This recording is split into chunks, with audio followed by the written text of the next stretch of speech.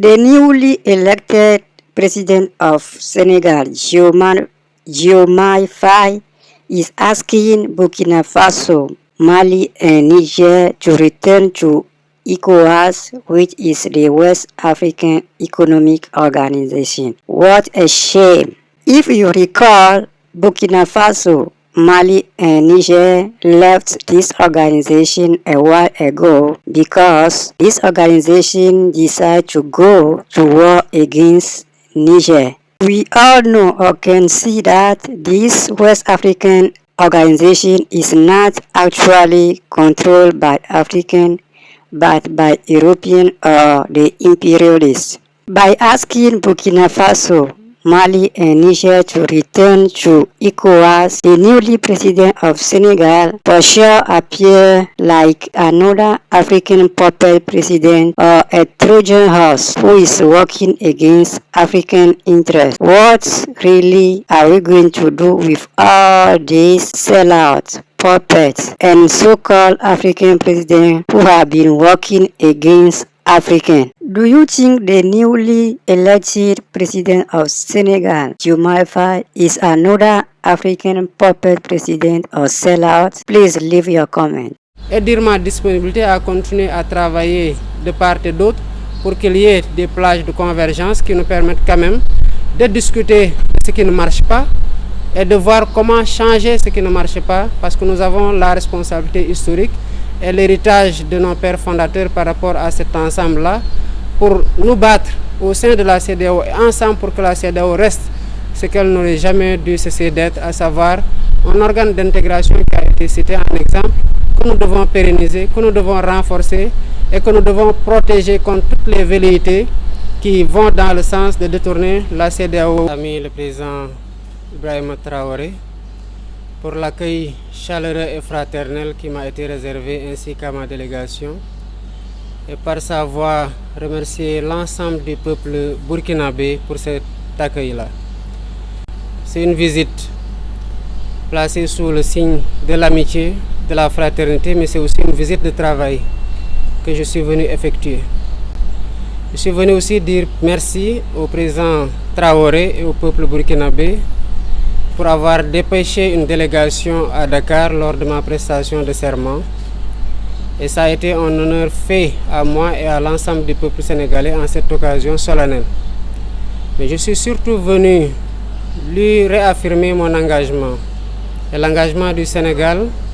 aux côtés du peuple frère de Burkina Faso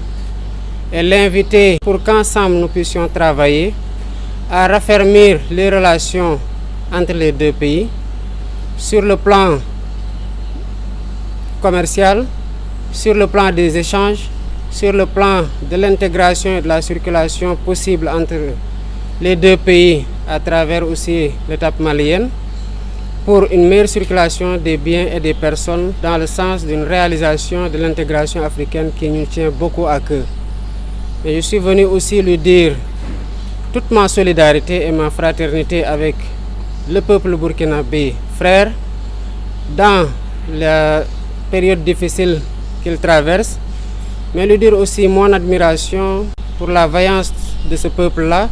sa combativité et sa résilience. Et je sais que la dignité et l'honneur dont ils ont fait preuve, je veux dire les Burkinabés avec son leadership, permettra très rapidement, avec la solidarité agissante des pays comme le Sénégal et d'autres pays africains, de triompher et de faire face aux défis qui retardent quelque peu le décollage de tous les pays africains, notamment dans le Sahel. Nous avons des défis communs, c'est aujourd'hui le défi sécuritaire qui est le plus prégnant, le défi de la migration irrégulière, les défis de la lutte contre les trafics d'êtres humains et de trafic de substances illicites. Et ce n'est que dans la concertation, les échanges de renseignements, les opérations conjointes qu'on réussira ensemble à prendre le dessus sur ces fléaux des temps modernes qui gangrènent aujourd'hui beaucoup de pays et qui retardent, comme je l'ai dit tantôt, le décollage de ces pays-là. Je repartirai du Burkina Faso très réconforté de l'ouverture d'esprit et de la disponibilité du président Ibrahim Traoré, mais surtout de sa disponibilité à renforcer avec nous l'axe Dakar-Ouaga pour développer davantage les échanges et la coopération. Nous avons aussi abordé le sujet de la CEDEAO, comme je l'ai fait dans les pays que j'ai visités jusqu'ici. Et je comprends aujourd'hui que les positions soient quelque peu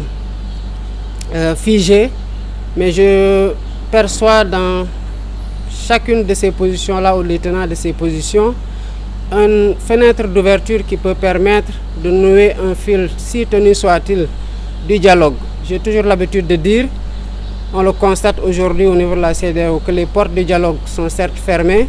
mais qu'il ne nous faut pas non plus fermer les fenêtres et tirer les rideaux, qu'il faut laisser des espaces pour nous aller, nous disputer s'il le faut, mais vider ce qui est en nous, mais surtout pour permettre à des pays qui sont un peu plus éloignés sur le plan physique des théâtres d'opération liés à l'insécurité, de comprendre ce que les pays qui le vivent directement sur le terrain sont en train de vivre et d'avoir plus de compassion, de se sentir davantage concerné, parce que les fléaux, il y a toujours une zone de démarrage, mais quand on voit aujourd'hui l'expansion, on sait qu'aucun pays n'est épargné, ni directement ni indirectement, et c'est pour ça aussi que je profite de ces visites d'amitié et de travail qui sont particulièrement centrées sur la coopération bilatérale, mais j'en profite pour adresser ces questions-là et dire ma disponibilité à continuer à travailler de part et d'autre pour qu'il y ait des plages de convergence qui nous permettent quand même de discuter de ce qui ne marche pas et de voir comment changer ce qui ne marche pas, parce que nous avons la responsabilité historique et l'héritage de nos pères fondateurs par rapport à cet ensemble-là, pour nous battre au sein de la CEDEAO et ensemble pour que la CEDEAO reste ce qu'elle n'aurait jamais dû cesser d'être, à savoir un organe d'intégration qui a été cité en exemple, que nous devons pérenniser, que nous devons renforcer et que nous devons protéger contre toutes les velléités qui vont dans le sens de détourner la CEDEAO de son objectif d'intégration africaine et de ce qui est sa nature, à savoir la CEDEAO des peuples, et qu'elle continue à être cela et qu'elle continue surtout à être un cadre. If you like this video, please comment, subscribe, share and like. Thank you for visiting my channel.